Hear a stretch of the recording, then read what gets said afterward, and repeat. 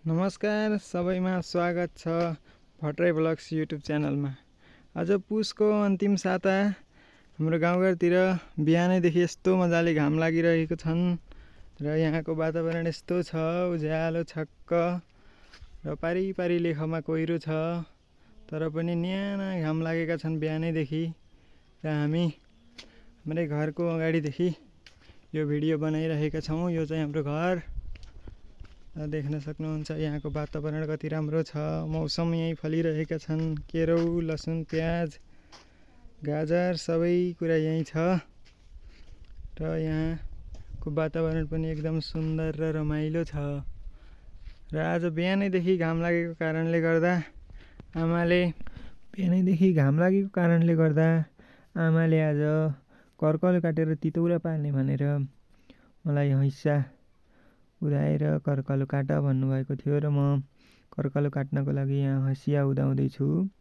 गाउँघरतिर चाहिँ ढुङ्गाको उदिनमा यसरी पानी राखेर हँसिया उदाउने गरिन्छ। सहर बजारतिर हँसियामा रेती लगाउने चलाउनुहुन्छ भने गाउँघरतिर यस्तो गरिन्छ। अब चाहिँ म यहाँ कर्कलो काट्नको लागि हेर्दैछु र कर्कलो चाहिँ ठुला ठुला पात गरेको कर्कलो काट्ने र तिनको तितौरा पार्ने, यो सानालाई हुर्किन दिने, यिनलाई पोछी काट्ने भन्ने चलन हुन्छ र ठुलो ठुलो रोजेर म यहाँ कर्कलो काट्दैछु। र हाम्रो कर्कलो विभिन्न धेरै थरी धेरै जातिको हुन्छ। आज बिहानैदेखि मसौरा बनाउने भनेर यहाँ कर्कलो काट्न थाल्नु भएको छ। ल आमा, घाम लागेका भएर घाममा अब बनाउन पर्यो। मसौरा पाडका यस्तै हुन्। अघिदेखि बाबुबाजेका पाला आमाहरूका पाला गर्नुभएको त्यहाँदेखिको देखा सिकी हामीले पनि गरेका। नानी बाबुहरू बटौली छन्, काठमाडौँ छन्, उनीहरूले मन पार्छन्। तिनीहरूलाई मन पर्ने भएर बनाउने छु। म बुढी मान्छेले पनि बसेर यही ल्याइदिएको, बारीतिर गरेर ल्याउन भने सक्दिनँ, यहीँ ल्याएको मैले बनाउँदैछु। बाबुहरूलाई पठाइदिनला, नानीहरूलाई काठमाडौँदेखि मन पार्छन्। नानीहरू काठमाडौँ छन्, कोही कोही बटौली छन्। यहाँ त घाम लाग्छ बिहानैदेखि, तराईतिर बटौली त कोइरो लाग्छ भन्छन्। म त यहाँ तातेकी छु घाममा, त्यही भएर पनि मसौरा पार्न लागेको। अनि उहिलेदेखि बाबुबाजेको पाला बनाएका, आज पनि हामीले छोडेका छैनौँ। खान मिठो हुन्छ, सबैले खुसी मान्छन्। यो औराली खेती अब 20 सिजनको त्यही बनाउँदैछु घाममा बसेर।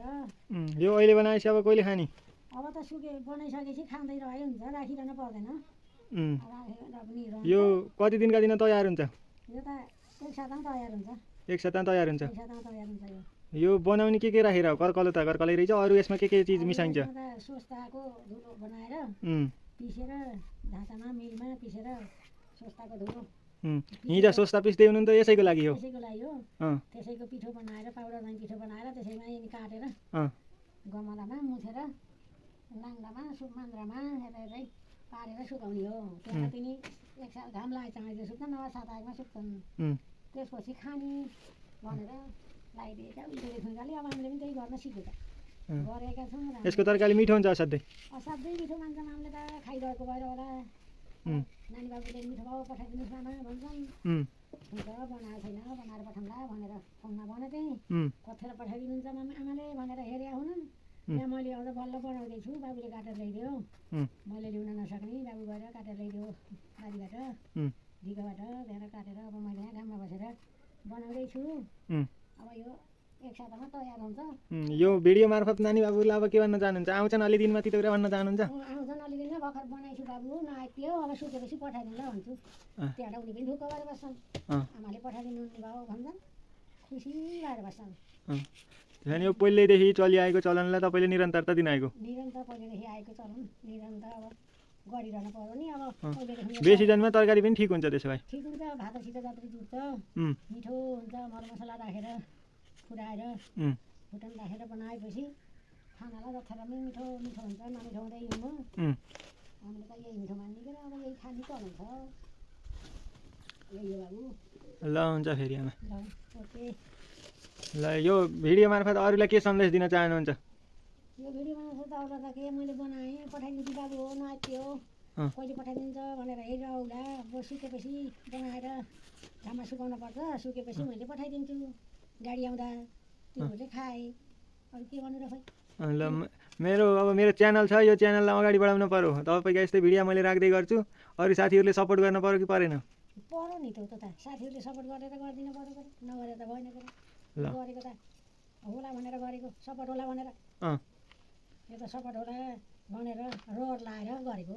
अनि त अब अचाल भिडियो आउने भएन नि, उसले बिना भिडियोको त बनाएर खाइरहेको थियौँ। उसले अब यिनी थिएनन्, अचाल आएका छन्, यो अब बनाउँछन्। त्यसो गर्दाखेरि अब अहिले त बनाउनेको अहिलेको जुग जमाना अनुसार चल्न नि पर्यो। उही पुरानो लिएमाथि त भएन नि। अब के गरौँ, अब जस्तो मादल बढ्यो उस्तै नाच्नु पर्यो बरु। अब मादल अनुसार हो, त्यही भएर बाबु। ल हुन्छ आमा। आमाले काटेर अब सकाइसक्नुभयो र त्यसको बोक्रा पनि खोल्साएर सकाइसक्नुभयो। अब चाहिँ यहाँ आमाले त डाक्लालाई मसिनो गरी काट्दै हुनुहुन्छ भने म चाहिँ त्यो गानालाई खुर्केर मसिनो गर्दैछु। कोरेसोद्वारा म त्यो गानालाई मसिनो गरी कोरस्दैछु। त्यो गानाको पनि एकदम मिठो तितौरा हुने हुन्छ भन्दै हुनुहुन्छ आमा त्यहाँ मलाई सिकाउँदै हुनुहुन्छ, यसरी गर भन्दै। र आमाले चाहिँ त्यो काट्दै गरेको चाहिँ पुरै डाक्ला हो र म त्यो कोरस्दै गरेको त्यो गाना भन्छन् त्यही हो। ती म कोरसेर त्यति मस्ती गराएर त्यसलाई डेक्चीमा सङ्घाल्दैछु र यता कोरस्दैछु। आमा चाहिँ मजाले त्यही काटिराख्नु भएको छ। नाति बाजैका गन्थन मन्थन चल्दै हामी त्यही काट्दैछौँ र मैले कोरसिसकेर त्यति गराएँ भने आमाले काटेर यति मस्तै गराइसक्नु भएको छ र अझै पनि काट्दै हुनुहुन्छ। काट्नको लागि धेरै छ। यो भिडियो चाहिँ अघिल्लो दिनको भिडियो हो, तर म यसमा पार्ट अनुसार क्रमअनुसार भिडियो राखेको कारणले गर्दा यो भिडियोलाई यहाँनिर राखेको छु। यो चाहिँ आमाले जाँतोमा त्यही तितौरो बनाउनको लागि सोस्ता र के मिसाएर पिस्दै हुनुहुन्छ। आमा आफैले पनि भन्नुभएको छ के मिसाएर पिस्दै हुनुहुन्छ र के को लागि पिस्दै हुनुहुन्छ भनेर। गाउँघरतिर चाहिँ यस्तो पुरानो ढिकी जाता हाम्रोमा अझै पनि छन् र हामीले यिनको प्रयोग गर्छौँ। के गरिराख्नु भएको छ आमा? यहाँ दाल पिस्न लागिछु। के को दाल हो यो? यो दाल हो सोस्ता बोडीको। यो के को लागि हो? तितौरा पार्ने, मसेरा पार्ने, फुलौरा खाने। हो र? अहिले कति उमेरकी हुनुभयो? 81 वर्षकी। 81 वर्षकी बुढी आमैले यो झाँतो चलाउन सक्नुहुन्छ? यो शरीर कसरत गर्नलाई अब अरूले नगर भन्छ, मनले नमानेर गरेको हो र? घरमा कतिजना हुनुहुन्छ? छन् 5-6 जना। घरमा अरू भइ पनि तपाईँले आफ्नो शरीर कसरतको लागि यो गर्दै हुनुहुन्छ? मलाई भइ पनि मलाई कसरत गर्नलाई मैले गर्छु भनेर उनीहरूले नदिँदा निँदै मैले नमानेर गर्नलाई हो र? हो। मसौरा पार्नको लागि अरू सबै कुरा रेडी छ? रेडी छ, पर्कालो ठिक्क भएछ। अब यो बनाएर भोलि आज रात पर्यो, भोलि बनाउने। ए ल, काटेर सकाइसकेर आमाले अहिले के गर्दै हुनुहुन्छ? कुट्नलाई छु गमला राखेर कुटेर यसलाई मसिनो बनाएर पिठो राखेर डल्ला पार्नलाई सजिलो होला भनेर बनाउन लाग्छु बाबु। यसको तरिकै यस्तै हो? यसको तरिका चाहिँ यही गर्नु त आमाले त्यही गर्न लाग्यो। यसलाई पहिला काटेपछि फेरि यस्तो कुटेर मसिनो गराउने। त्यसपछि मसिनो राखी पिठो राख्ने, पिठो राखेपछि डल्ला पार्ने सुपामा। सुपा टगारेको छ। यिनी सुपा टगारेको त्यही डल्ला पारेर सुकाउने? त्यही डल्ला पारेर सुकाउँला भनेर नजिकै राखेर उठिरहनु नसक्ने बुढी, त्यही भएर नजिकै राखिछु। यसलाई कतिको मसिनो गराउने? अब मसिनो अब बनिसक्यो, ढेर बेर लाग्दैन। यसभन्दा बढी मसिनो होइन गराउने? यसभन्दा मसिनो त चाहिन्न। अब यतिको भाँसी लिन्छ पिठो, त्यो पिठो दिन्न भनेर हो र लिएपछि गतिलो भन्छ, खाँदाखेरि मिठो हुन्छ। अब यसलाई अब यतिको गराएपछि उसाल्ने के अरे पिठो राख्ने हो, बेला भयो पिठो राख्ने। अब पिठो राख्छु र मोल्छु।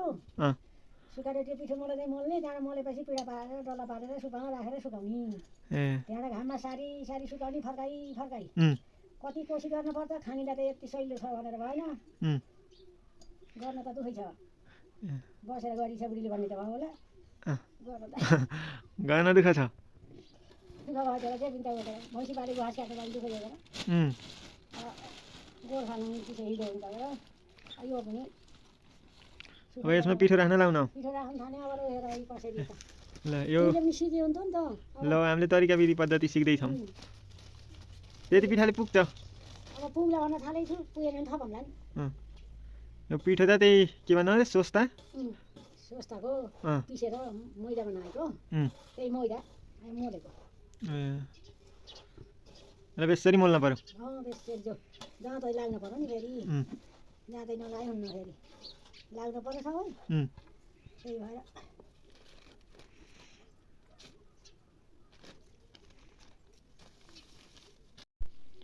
मोलेर भ्याएर अब यसलाई डल्ला बनाउन लाउन हौ मोलेर भ्याएर अब डल्ला बनाएर सुकाएर 4-5 घाम सुकाएपछि खाने हुन्छन् त्यहाँबाट यहाँ पनि खाने नानी बाबुहरूलाई काठमाडौँ पठाइदिने बटुल पठाइदिने गर्ने हो अब यो अन्तिम हो अब कर्कलो छैन अब अन्तिम बाली पार्नलाई छु यसको बनाउने तरिका चाहिँ यस्तै हो डल्ला पार्ने सुकाउने यसको त यही हो तरिका चाहिँ यस्तै बनाउने सुकाउने 4-5 दिन घाममा सुकाएपछि खराबमा सुक्छन् त्यहाँबाट डिब्बामा राखेपछि झिक्दै पकाउँदै मरमसला फुराउने मेथी फुराउने त्यहाँबाट झर्र भुटेर सेकसाक पारेर खानालाई जति जतिलो मिठो टेसिलो रस हुन्छ खानालाई मिठो माग्न बसाउँछ देख्दा पनि त यस्तो राम्रो देखिने रहेछ नि अहिले त पहिला काट्दाखेरि त्यस्तै देखियो नि अहिले बनाउँदाखेरि त लास्टमा राम्रो देखिँदैछ मिठा हुन्छन् यिनी लास्टमा खाँदाखेरि रसी मिठा हुन्छन् मरमसला राखेर जत्तरी पारेर चितौलानी राखेर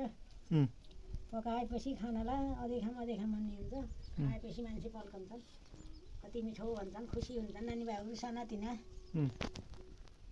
रसिलो हुन्छ खानालाई भात मुछेर खाने हो यसको विधि पद्धति यही हो त्यसो भए यसको पद्धति चाहिँ यही हो ल हुन्छ आमा खाने चाहिँ यही हो ल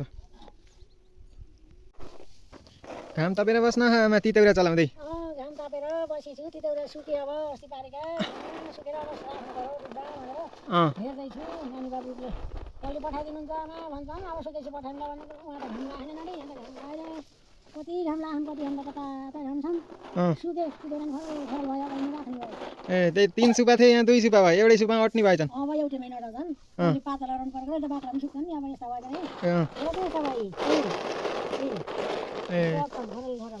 सुकेर एक मुठी तेल राखेर पकाउँदाखेरि मरमसला राखेर कति मिठो हुन्छ टेसिलो रस अब सुके नि त्यो खानी भयो खानी भयो अब भोलिबाट खाने हो हामीले खाने नानीहरूलाई पठाइदिने गर्ने हो बस्दैछन्